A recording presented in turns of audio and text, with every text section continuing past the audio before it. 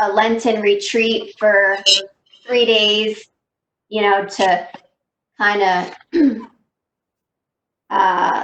reconnect with the spirit of the Holy Week, which is very different this year, obviously, than any other year that we've ever lived through. You know, there's no physical church right now. It's us as a church, a community of people that, have to somehow come together, like whatever way we can. This as one example, to share our faith over video chat, which is kind of cool. You know, the next couple of days I was thinking about like the series of emotions that go through, from Good Friday, just the sorrow, the low, sadness that Jesus felt being crucified on the cross, and my God, why have you forsaken me? And he felt just abandoned, and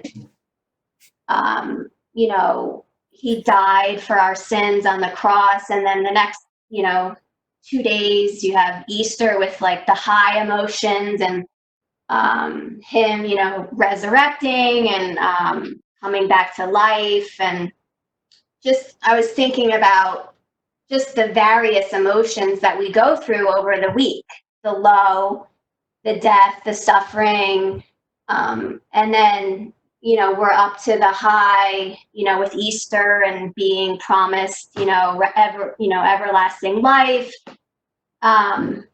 Lent being a journey, over the past 6 to 8 weeks of trying to better ourselves, whether it was, giving up something or adding things to your life that you can to make yourself a better person, whether it's working on,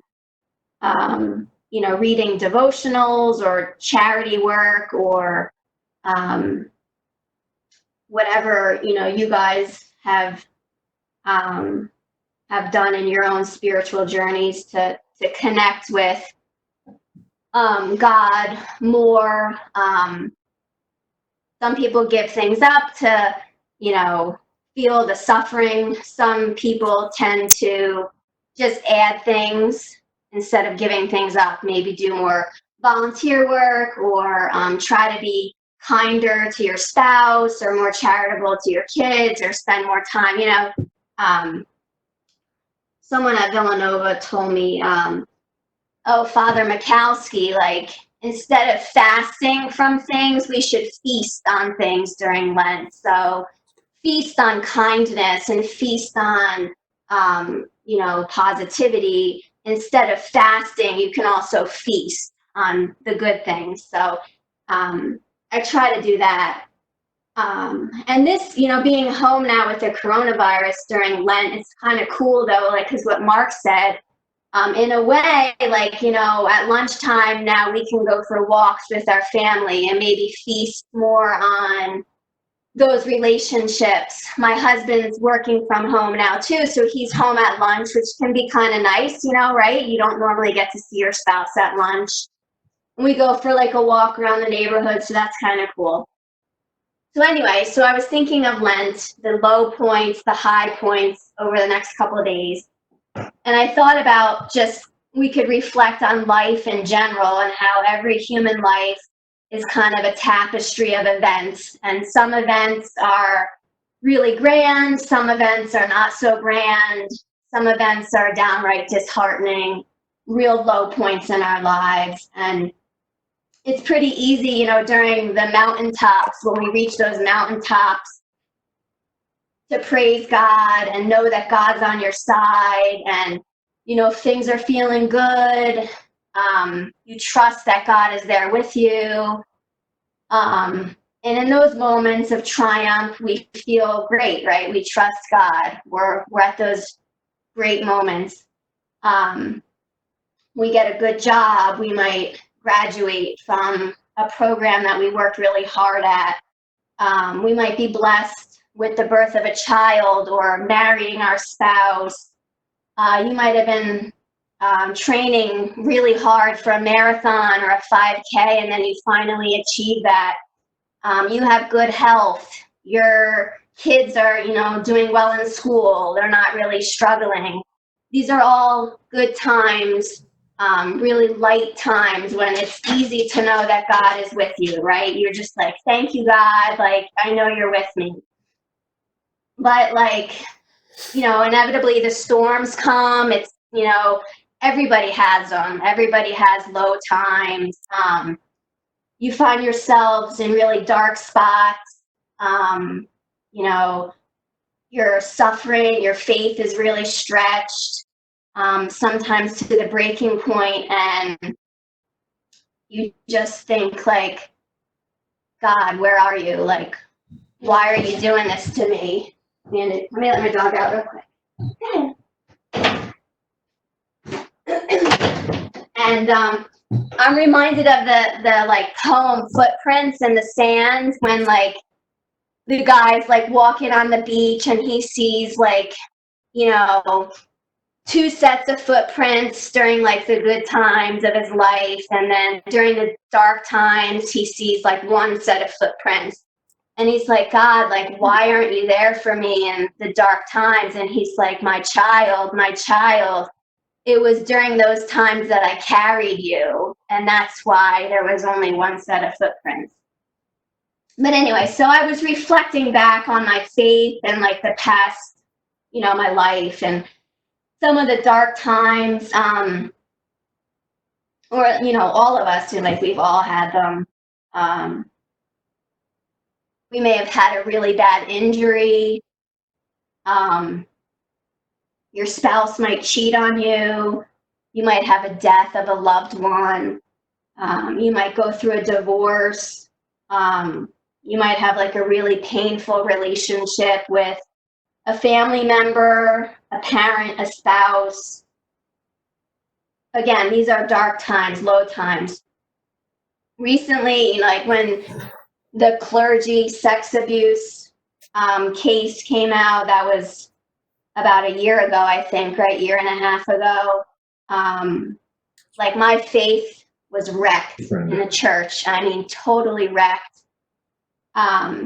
I didn't go to church for a while. I was so angry. I was in a really low spot.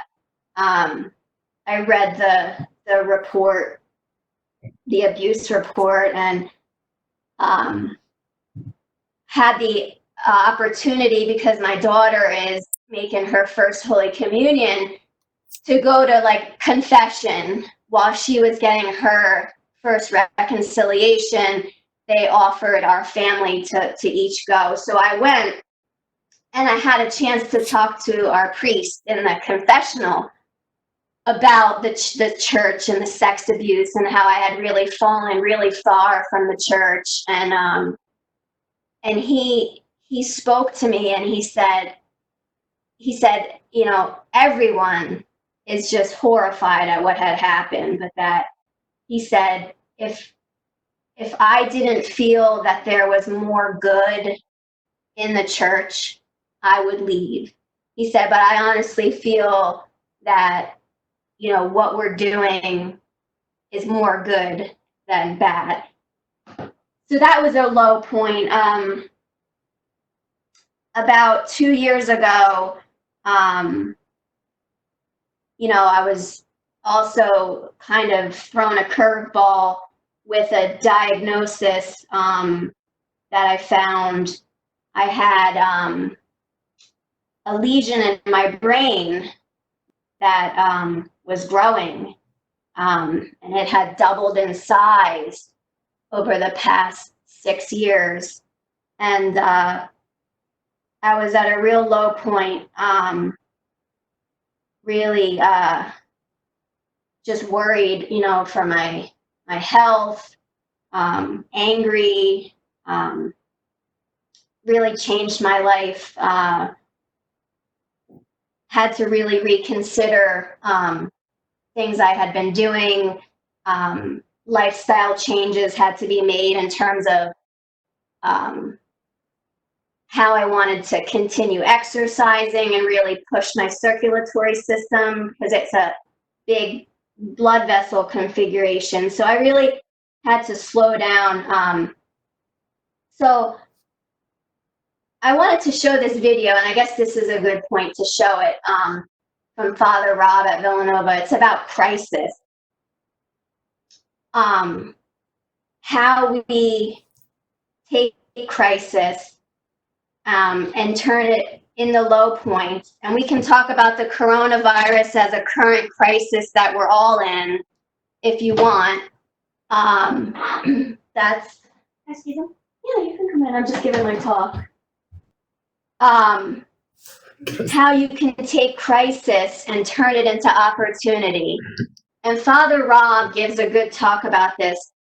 And when I had to kind of change things in my life, like one good thing that came out of this diagnosis was I got to meet Marnie on a deeper level, my friend here.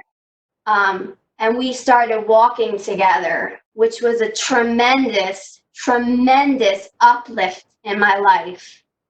Because I had currently been training and swimming really hard, and I had to give all that up.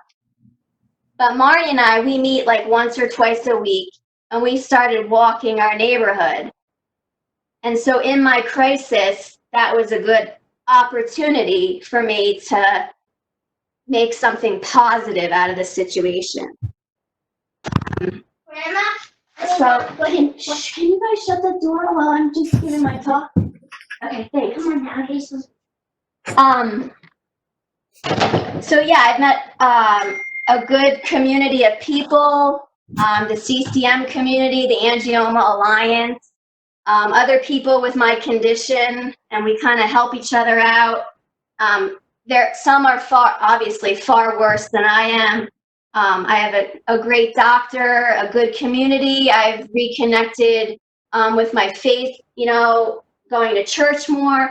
So anyway, let me share this video. Tell me if you guys can see this.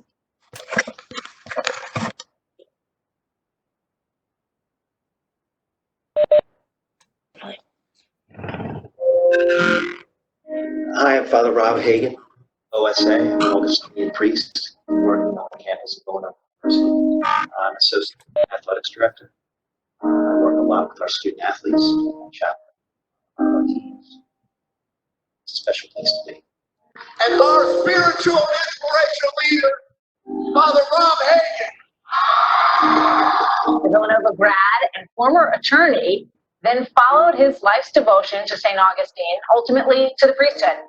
Travels everywhere with the team and is the person that they turn to when they need someone to just listen to them. Let's go back outside, step up for two.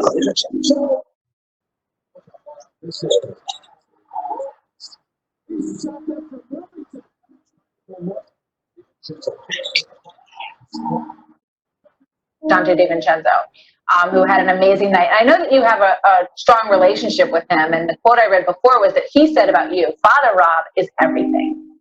Father Rob and our relationship started freshman year when I came in. I was dealing with an injury, so I wasn't able to play, so he kind of built me up from there, and ever since we just became really close. So now I talk to him about everything on and off. I'm so proud. We're all so proud of what they accomplished. And we all understand how hard it is to do. They did so well that it's almost like they made it look easy. And it's not easy. All season long. I'm very grateful, for Coach Rob, who has made, our team prayer services and the influence of the Augustinian values that we try to impart a priority for the program. Okay, guys, cell phones off, hats off, let's go, let's give Father our attention. Every game, whether we're on the road or at home, we have a pregame meal. And so we like to say, before we take our food, we'll take our spiritual food. So right there in the dining room, with all the chicken and the fish and the salads and everything hanging out there, we'll put that on hold for a second. And we'll open up the gospel and we'll read a passage from Scripture. And then we'll reflect on that. We'll talk about how it applies to our life. Building, and we are part of something lasting and something strong and something that we build together. Where there'll be wind to push us back and sometimes knock us down. Oh yeah. But we will not fall. And to hear nothing changed from me. I didn't just get into college and just automatically just change everything I'm doing in life. And kind of Father Rob helped me keep that. Dealing with all the attention, everything, I just go right to him and I tell him. I give him a scenario and he just tells me, hey, listen, this is what you can do, this is what you don't do. And ultimately, I make the decision myself, but I just kind of just go to him and vent about everything going on. He helps me out. I think all of us kind of have a reluctance to put our personal faith journey out there. Sometimes we don't even know how to articulate it in a relationship with a higher power. It doesn't really look like it, doesn't really sound like. And then, you know, as often happens, and I'll say to the kids a lot, the word crisis in Greek means opportunity. Quickly, taking it to the heart. Give it up.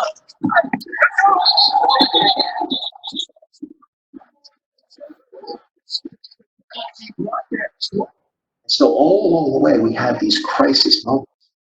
And the question then is, where's the opportunity? And often that opportunity can be in our faith. You can find somebody in a similar situation where you can connect to and where you can take your mind off of everything else and regain what you've been doing your whole life spiritually. I mean, we wouldn't be here without him. Augustine was a sinner before he became a saint. He knew what it was like to pursue and chase a lot of things that we all chase.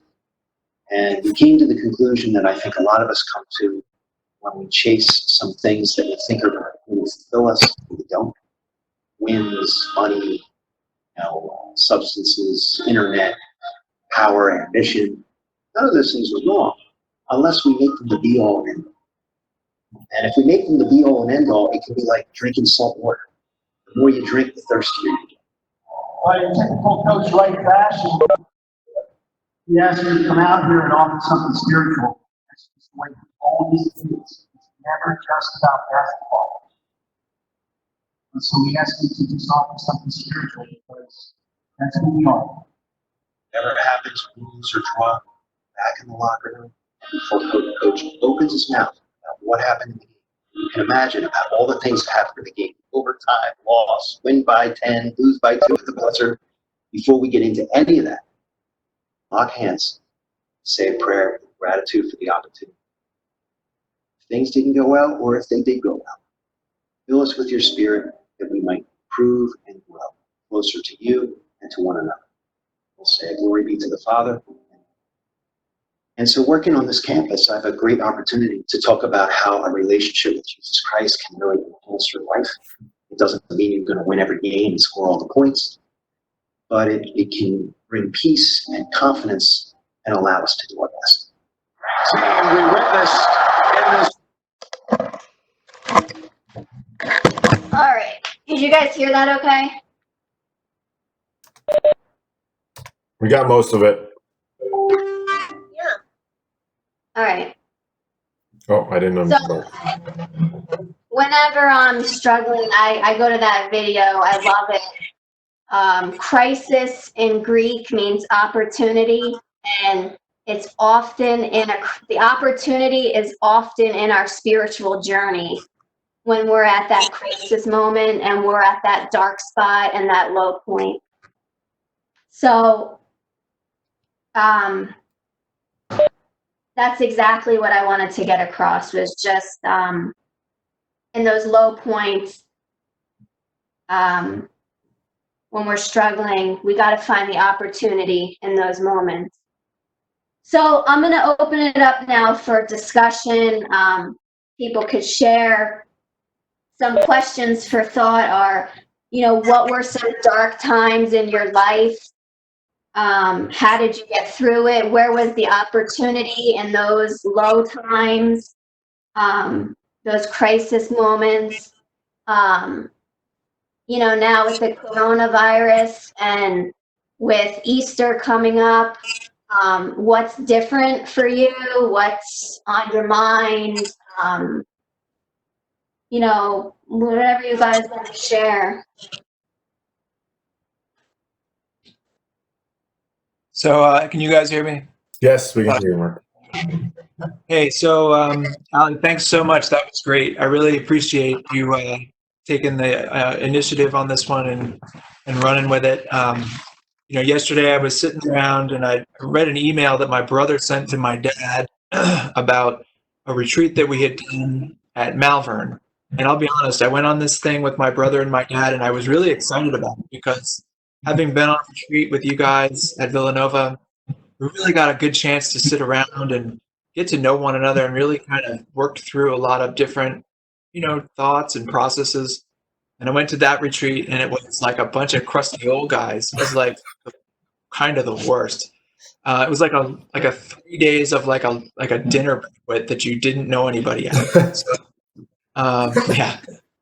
Anyway, so I had seen though that they had canceled last weekend's retreat. And my brother had sent a thing out that he would, sponsor something like this if people wanted to get together and talk. And I thought, that's pretty cool. And I thought, I would like to reconnect with some of my Villanova friends in that way because we already have been down that road a little bit. So some of the things like, you asked me before, what's different for me at work right now? Well, work stuff everything is a little slow right now, slower. But like, as far as life stuff goes, like we're very active in our church, and my dad is a deacon, and we were excited for Palm Sunday, and we were excited for Easter week. And Easter week for Mary Beth's family, who is here now, Easter week was always like her family's big reunion time. Like that's the time that they get together. So that's going to be a lot different for us this year. And it's kind of like that really high, like you talked about, Allison, like the very exciting and getting together and seeing people and catching up and all their kids and stuff. And we're not going to have that this year. We're going to do something like this. And it's it's like it's not the same in person. All right, on this is great, but it's not the same as being in the same room, right? Right. I know that I'm going to be a little bit, kind of like it feels disjointed, right? It feels kind of like it's like every other day. It's like every day is the same day, right? I mean, that's kind of where I'm struggling right now. Like now we're supposed to be excited for Easter week, but it doesn't feel like, I don't know, it doesn't feel like it. It just feels like it's another Tuesday. You know what I mean? And it's like trying to get to that point where I feel connected, trying to remember all of the sacrifice when you're in the moment, I think is the hardest part for me. Yeah, I'd have to agree, Mark. So we've been in this house now for 3.5 weeks. And that first Tuesday after, so 5 days in, I totally broke down. And I just, as the father, as the husband, I feel like I have this responsibility. And how does that work now? Right? How do we fight this thing that we can't see? How do we continue living? How do we continue working? I was in between jobs right then, and I hadn't started my new job yet. And I was just about to, and they weren't sure when I was going to start because everything happened and the office closed, and there was the unknown of work, and there was the unknown of what was happening with this stuff, and then unknown what was happening with the kids' school, and then Katie's work pretty much disappeared. She's a math tutor, so if kids aren't in school, she doesn't have kids to tutor, so there goes that money too. And we have a rental property that this is when the season starts for the rental property. Well, what happens? And all this stuff started coming out oh my God, none of this I can control. Zero of it I can control, except for one piece, right? And this goes back, Allison, to what you were brought up, Father Rob, and I think about Jay Wright and what he talks about. And it's all about the only thing you can control in game time situations is your attitude in that situation, taking that opportunity in that crisis. As he says, You know, I don't have them all now, but the little rubber band bracelets that they were giving out during the parade, Mark, that said "humble and hungry," right, and all about attitude. Nothing you can control. I went back to that, and then it took me back to how do we stay focused as a family? Our faith grounds us in everything that we do. So let's continue doing those things that we do on Sunday. Let's get together. We put it up on the TV. We've been listening to Bishop Barron. I don't know if either of you or any of you on the call know Bishop Barron out of Archdiocese of Los Angeles. He does evangelization through social media and online. And we've heard him talk in person a couple times, and he's just amazing. And so we've been watching that. And then my sisters and my mom and I have a group chat and trying to make sure that we stay in contact that way. And we've done some video calls with my parents out west and Katie's sister and her family out west. And then just trying to, as you said, like the good thing is we've been able to spend a ton of time together. You know, we have breakfast together. We have lunch together. We have dinner together. We say grace at dinner, or we try to as often as we can. I mean, we just went for a walk right before this started, and you know that was almost an hour of just kind of walking in the neighborhood since we can't get on the beach. And my mother-in-law is here too, so that's kind of a unique thing that she's around all the time and can help with the kids, and it's another person to talk to also. So I understand that kind of. You know, how do we? Faith is really where we ground ourselves. I mean, I found out that in college too, Mark. Right before that retreat, I was in a really bad place before I went on search the first time. And you know, Katie and I met on Search 7, and here we are, a bajillion years later, still together, 2 kids. And you know, I'm thankful for everything we have. I have to always think of what am I thankful for along the way, right?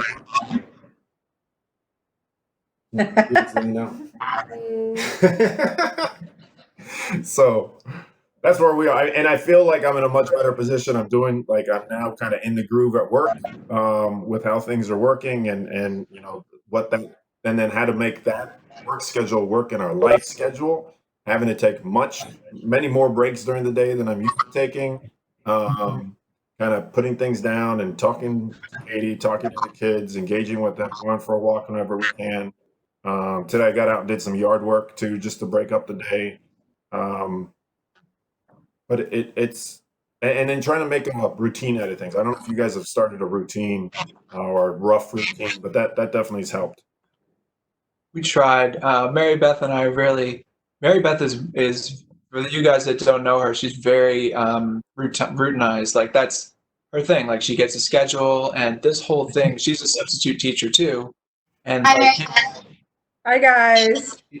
She basically, you know, everything went. All of the money she was going to make in the next 2 months, just, you know, and then trying to work with the unemployment. We're in a dark time, but trying to work with the unemployment office, and they're back to school district, and the school district's pointing her back to the unemployment or to the other group, and it's just like, you know, goes around in a circle, and it's like at the end of the day, like, you know, what is it going to be? You know, just tell us so we can plan. You know what I mean? And it gets a little frustrating. And with the parent, I don't know about your guys' parents, yeah, Allie out there, or I'm sorry, I can't see the screen. Marnie. Marnie. Matt, yeah. My parents have been going out, they go every day and walk in a park. They drive there, and then they also were doing Meals on Wheels. I don't know if they still are. Then They were going to Starbucks. They were going to stop at Starbucks. They were Costco. going to Costco, calling us if we wanted anything. You know, it was kind of like they weren't taking it seriously. And they're in their late 70s, and I'm kind of like, guys, you've got to stay home. Like, you really need to stay home. And then my brother's in California, and my other brother's in Doylestown, and my sister is out in Hawaii. And it's just like everybody is like, we have time to talk to each other. And when we talk to each other, we're all just kind of like, now what? You know what I mean? That is a lot of badges, Marnie. Oh, those are patches. Yeah, I'm a paramedic. So as I hear you all talking about staying home for your jobs, it's actually funny to me. I wish I had a job where I could stay home. Yeah, me too. I've never been. I'm also detailed to the SWAT team here in the South Hills of Pittsburgh, and I've never been afraid to do my job or go on a call. We just had a SWAT call out the other day with a violent person held up with a gun. To me, those calls now are less nerve-wracking than going on a regular medical call, because I'm so paranoid that I'm going to bring germs home to our daughter. She's in second grade with Allie's daughter, and no one wants to get their kids sick. Works in a nursing Yeah, home. I'm a physical therapist at a nursing home, and they recently just tested about 15 of the patients for coronavirus, and luckily they're all negative.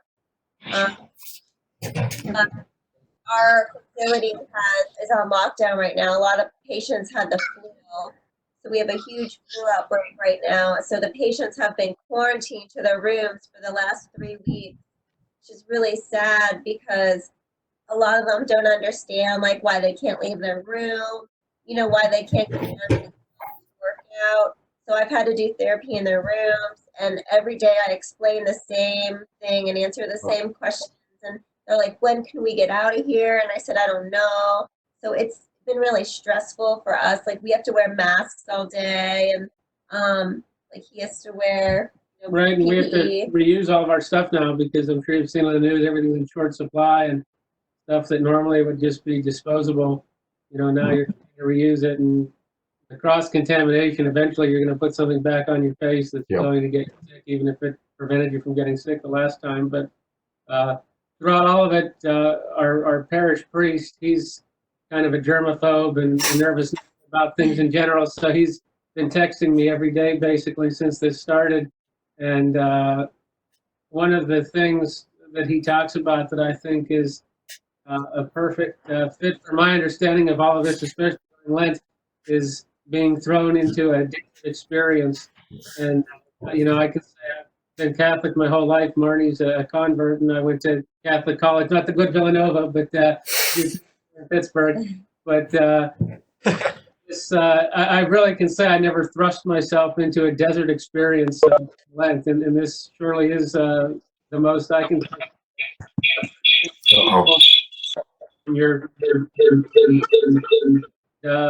Another aspect that he talks about, and he talks about the church separating the ordinary life and the hustle and bustle of society from the sacredness and the quiet space of the church. And no matter what was going on in your life, you could walk through those doors and you're in a completely new space that separates you from anything else in the world, even for 45 minutes or an hour, however long you're at Mass.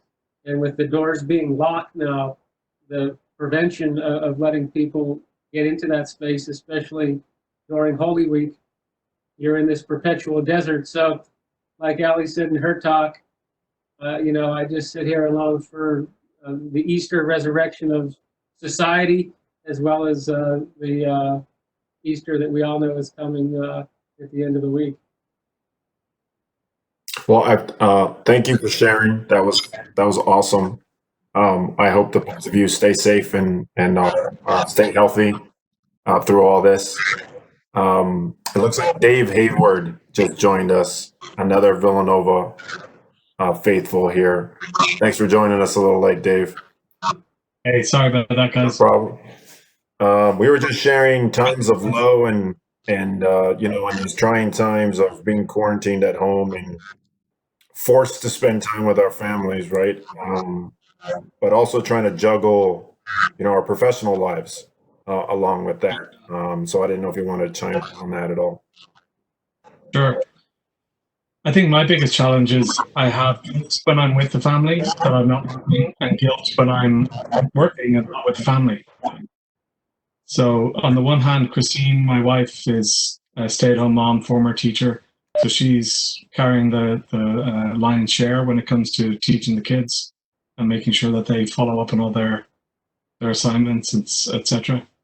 But for me, it's more about and you can kind of see my space. It's not bad. I'm not complaining. It's about 12 by 12, but it sometimes feels like a bit of a cocoon or a cell.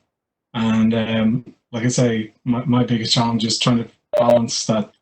What do I do for myself, and what do I do to make sure I don't get myself shit canned next week? You know what I mean? No, yeah, no, I woke up this morning. The company I work for is mostly based in the UK, and even though they have a big US presence and they're all over the world, but that's where their big offices are, in the UK. And CEO sent out an email this morning, so that was the first email I read, and he pretty much said, "Great job, you guys are doing awesome. By the way, our Q2 forecast is in the tank. We have whole divisions that are totally stopped. Bonus structures completely on freeze. And oh, by the way, there might be layoffs." And I'm like, great, I just started 3 weeks ago. What does that mean for me? Thankfully, I'm in a profit center, so that's not too bad. But yeah, I totally get it, Dave. I'm thankful that Katie's also a teacher and can help with the kids, but she's also trying to figure out how does she restart her tutoring business. And we're really thankful that she had her first student totally remote yesterday. We spent an hour or two kind of figuring out technology for her, what would work, what wouldn't work, and you made it work, right? Yeah, this is going to be a long stint here. Yeah. I'm afraid it's gonna go on, and even after this virus passes, I mean, life is going to be a little bit different, I think, for all of us.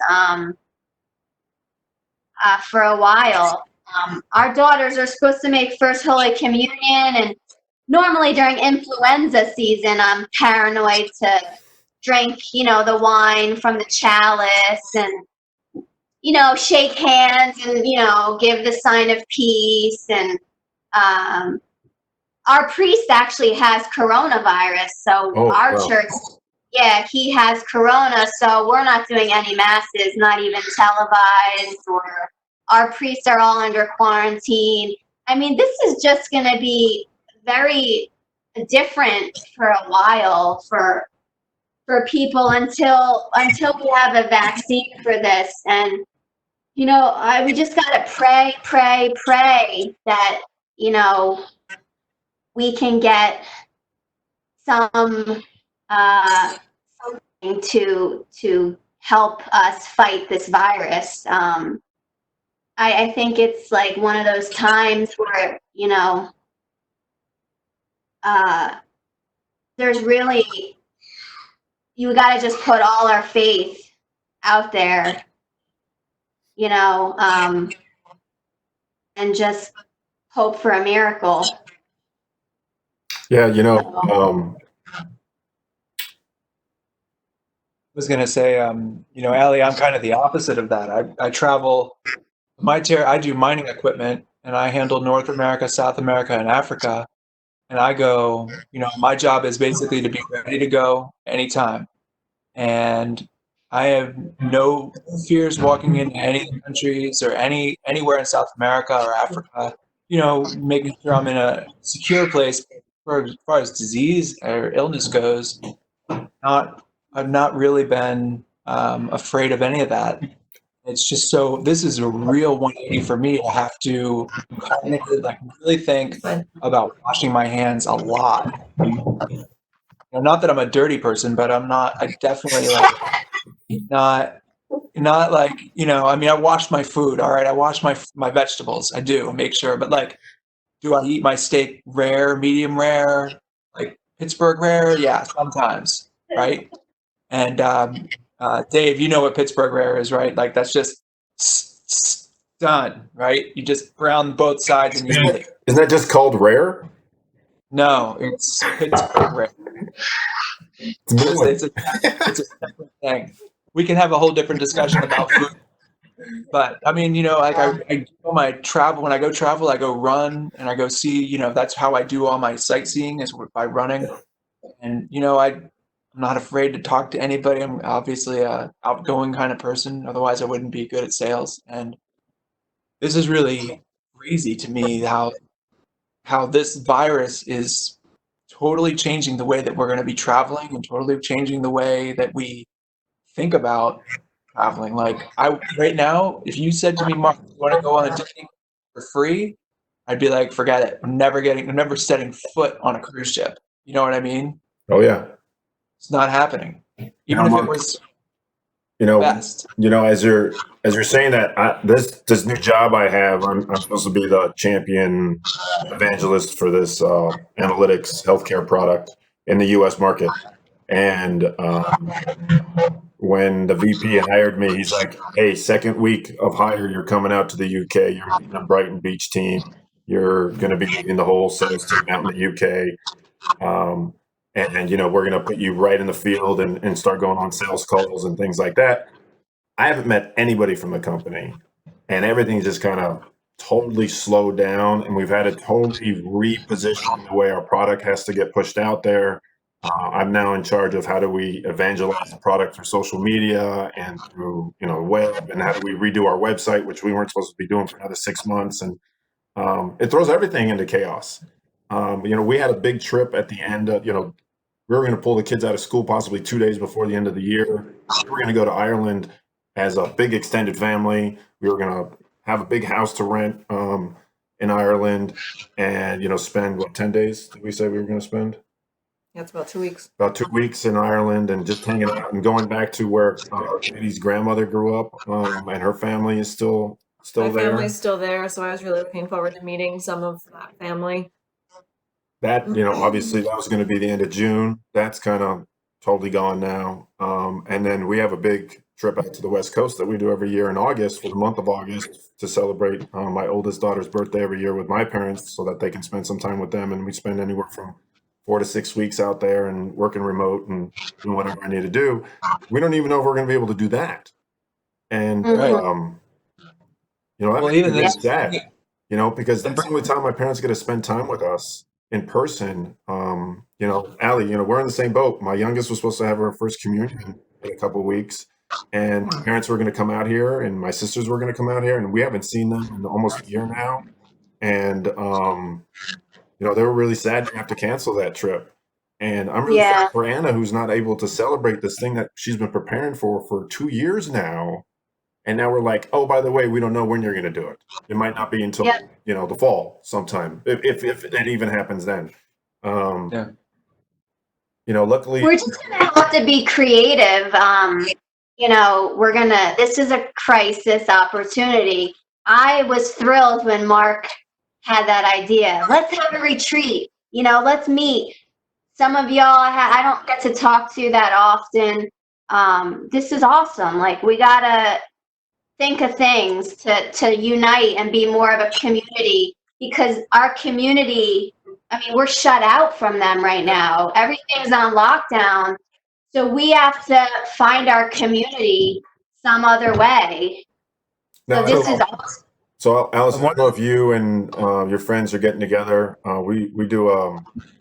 We've now done 2 weekend Zoom chats with a bunch of friends, and everybody has wine or beer or something. And we just kind of, you get the 8 or 9 screens going on the window, and everybody just kind of I don't know how to do that. How do you do that? Zoom, you can do a gallery view, and it puts everybody in an equal sized window. And it just highlights who's talking rather than the back and forth that Zoom tends to do. Is it free? Up to 40 minutes, you can have as many people as you want. But beyond 40 minutes, you're limited to just you and one other person. That's And you part don't of the have to reason. pay for it. That's part of the reason why I signed up for WebEx. WebEx is free for a month, and it allows up to 100 people to join, unlimited time frame, and you can record the session like I'm doing today.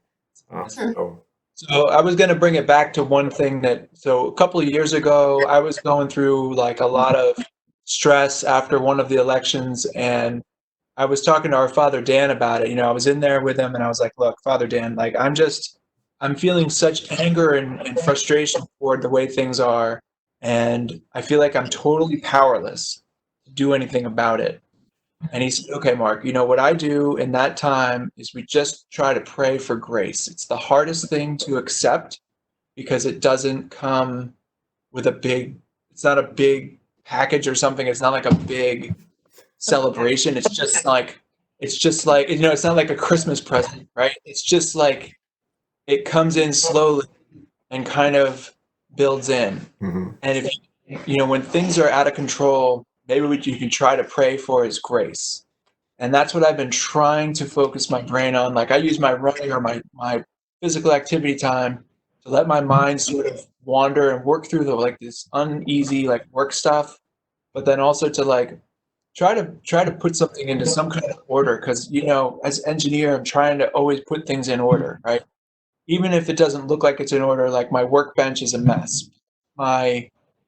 In my brain, there is some order to it, you know, the way things are. And it's kind of like where we are right now. I feel like there's just not a lot of, there's not a good direction. There's not a consensus from like the CDC and the experts as to like where we're going to be and how long it's going to take. You know, it's not like a winter storm where it's going to be 2-3 days. It's going to blow through and then we can get the snowplows out and dig ourselves out, or, you know, like a hurricane or whatever else. It's like, it's really, there's no end to it. So we have to try to navigate some way. And one of the things, also the other thing that I do besides running when I travel is I always try to find the local church if I'm there on the weekend and attend services. One time it was a mistake. It's important to know the language because one time I ended up at a young person's funeral, didn't know it. And that was a really rough day. But I still made it to mass, so I still counted it. But it was kind of a mess. Anyway, little lesson there, guys. Don't always make the best choices. But I was underdressed too. I was in like shorts and a t-shirt. Like I don't know, flip flops. You know what I mean? Like just a regular Sunday. But God led you there. Yeah, you wouldn't let me out. They blocked all the exits. Anyway. So that's kind of, maybe that's a way to sort of try to think about, maybe that's what I'll talk about on Thursday if you want me to, Jesus. Maybe I'll try to talk about grace if we want to do this again. I don't know if this is of any benefit to you guys to have this kind of discussion. Was this good for you? Yeah. It was great for me. Just seeing you guys definitely makes the day a lot better. You know, I was having a good day already. But it's nice to see some familiar faces, some friendly faces, and some new faces. Yes. Yeah, Mark, if you want to do grace on Tuesday, that's great. I'm going to probably focus on Friday on the good that's happened to us since this all happened. Really like, you know, we've all been saying family, and that's great, but I really want to get into why that's so important. And why, you know, not just as men and women or as husband and wives, but as mom and dads, why that's so important for us. You know, this is more than just being stuck at home in the summer, you know, and going on vacation in the summer and hanging out somewhere. It's a time for us really. We need to take advantage of some of this as parents and as spouses for each other and figure out what we can do with that. So that's what I want to focus on Friday. But grace sounds great on Thursday. Yeah, I think I'll try to focus on like how we, as like our paramedic friends, medical friends here are going through. They're not at home, like I said, and they're dealing with. They have. I feel extra stress for them.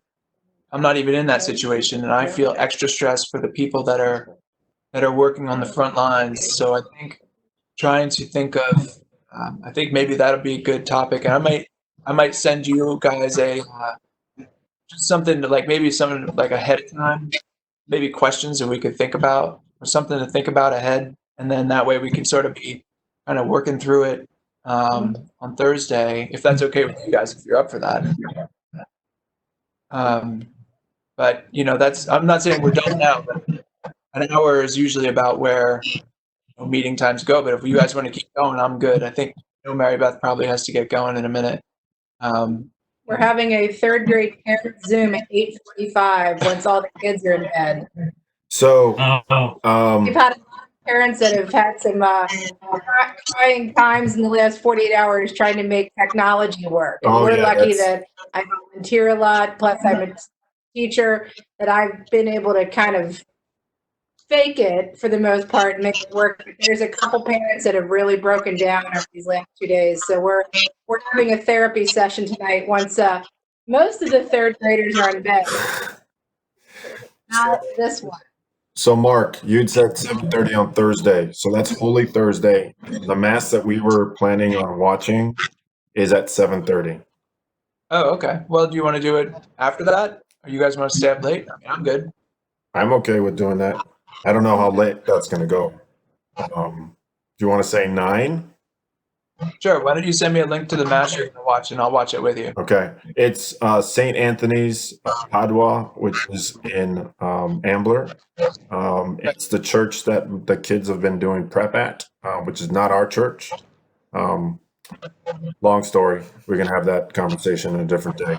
With alcohol. With Do alcohol. you guys want to be up that late, or? Yeah. Yeah, well, we will. I don't know about anybody else. Marnie, can you guys make that? I work a midnight shift, so I Yeah. start at 11 o'clock Yeah. at night, so Oh, 9 wow. a.m. Night's like a I'll be morning for me, so that's fine by me. Yeah, yeah. By the way, you two are superheroes, by the way, just so you Yes. know that. Yes. Thank you. Yeah. Nice superheroes. Keep that goal Yay. safe. Thank you. My daughter wants to show you a picture. She knows that you're in the healthcare business, so stay tuned. There's a picture coming in a minute. We're Steelers fans over here, not like Jesus and Katie over there. They're Eagles fans or something. Go No Eagles. Steelers. Well, excuse. Virtual draft. Yeah, Are you guys Steelers fans? Or you're not Browns fans, are you? Oh, heck no. No, Steelers all the way. Steelers. Browns. Here. Here's the one. I don't know if you can see it. Oh, Nice. We we're sending that to our hospital nearby. That's awesome. aw.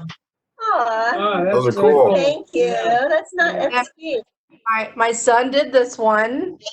I don't know. Sorry, it's kind of. That's Oh, wow, yeah, sweet. that's awesome. Aw, We had to have 2 of each, 1 male, 1 female, 2 females. cute. So for our local hospital, they asked to make pictures. So the kids, once they got their iPads, I'm like, all right, put these iPads to use. Let's go. Yes. Yeah. You So guys do- before we finish, because I know we're at time here, let's just kind of focus ourselves for a short little prayer. In the name of the Father, Son, and Holy Spirit, amen. Lord, thank you for giving us this time, allowing us to focus on you, on our faith, on the journey. This week is an important week in our faith. May you help us find the grace, the love, the passion for the faith that we fell in love with this week. And may we appreciate the journey as we come to the end on Easter. In your name, amen. Amen. Amen. Thanks, Jesus. Yes, Hey, thanks, thanks. guys. Thank you. So I'm going to stop the recording.